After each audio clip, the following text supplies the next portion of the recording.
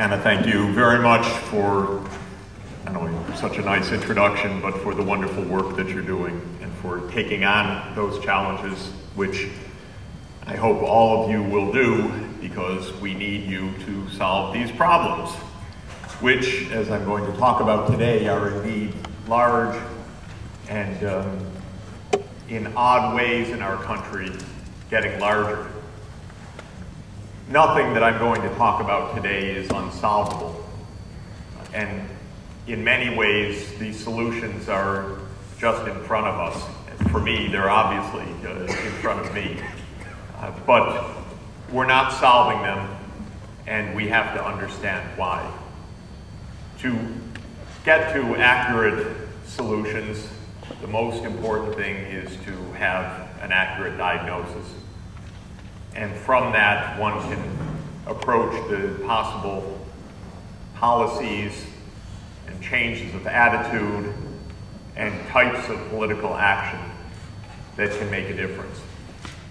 And I feel that in the wake of a very disconcerting election just a few weeks ago, and with a tremendous political struggle ahead, if we're lucky, because only through a political struggle are we going to get to the right place. The current momentum is not going to get us there. It's very timely for us to try to understand the American economic situation. It's by no means the worst in the world. We're still one of the very richest places in the world. Our problems pale in comparison with other countries. But our problems are not only serious for ourselves, but they are, as Hannah just said, causing more and more problems around the world. And so we have two very real reasons to get this right in our country. One is because we are suffering unnecessarily in this country, especially the poorest and most vulnerable people, and because we're making one blunder after another that is having its serious cascading effects around the world. So please allow me a few minutes of diagnosis and a few minutes of prescription, and be prepared, I hope, for a good discussion starting around the top of the hour at 5 o'clock, and we can figure out together where we go from here, because these are real choices and real needs right now. This is certainly the single most important manifestation of our economic problems right now, and that is the high level of joblessness in the society. In the official unemployment rate, as you know, we've been stuck at about 10% unemployment rate for a year and a half. And the prospects are that even under a fairly optimistic scenario, unemployment will continue to remain high for years to come. And that's because this amount of unemployment, 1 in 10 in the labor force, masks perhaps an equal amount of hidden unemployment and underemployment of people who have left the labor force entirely because they have been so frustrated in their inability to find work, or people who have been forced to cut back sharply in work hours or to accept a truly awful job situation because they can't find anything better.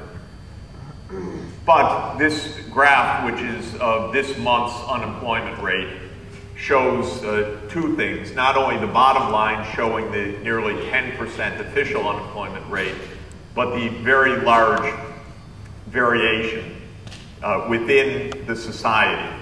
And this is my second major theme. We don't have a one-speed or one-track economy. We have at least two speeds right now.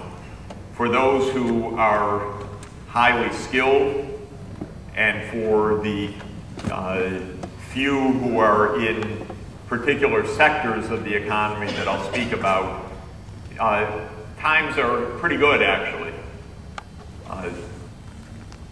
It is for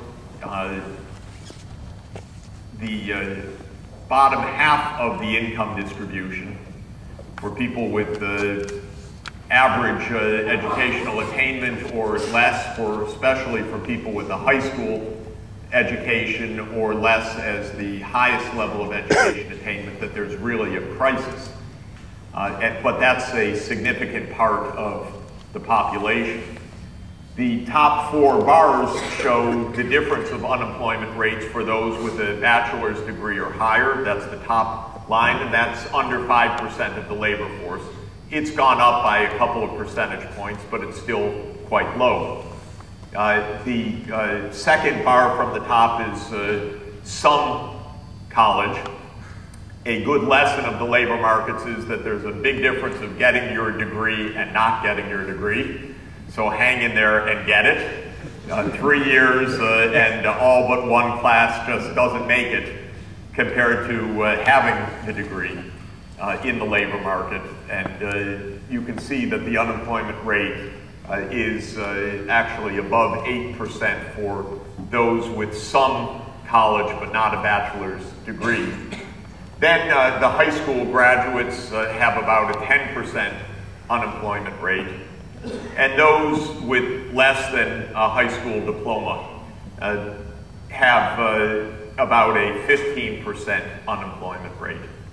And one can perhaps towards the bottom double these numbers in terms of the hidden unemployment that I mentioned earlier. But the point to notice is that we have a jobs crisis, to be sure, and especially a crisis among lower skilled workers. One could tell this macroeconomic story in a number of ways. The overall economy as measured by the gross domestic product suffered a very sharp decline, as you know, between 2008 and 2009. A steep recession, one of the steepest in the post-World War II period, perhaps the steepest by some measure. The recovery has been very slow, despite a large budget deficit and the famous or infamous stimulus package that was adopted at the beginning of 2009 and the very expansionary monetary policy as measured by very low interest rates that the Federal Reserve has been pursuing since late 2008. The economic growth, which is the change of the size of the economy measured by the gross domestic product or gross national product, has first been sharply negative and then increasing very, very slowly. But even in that regard, that overall number masks a very divergent trend between stagnant labor income and sharply increasing profits.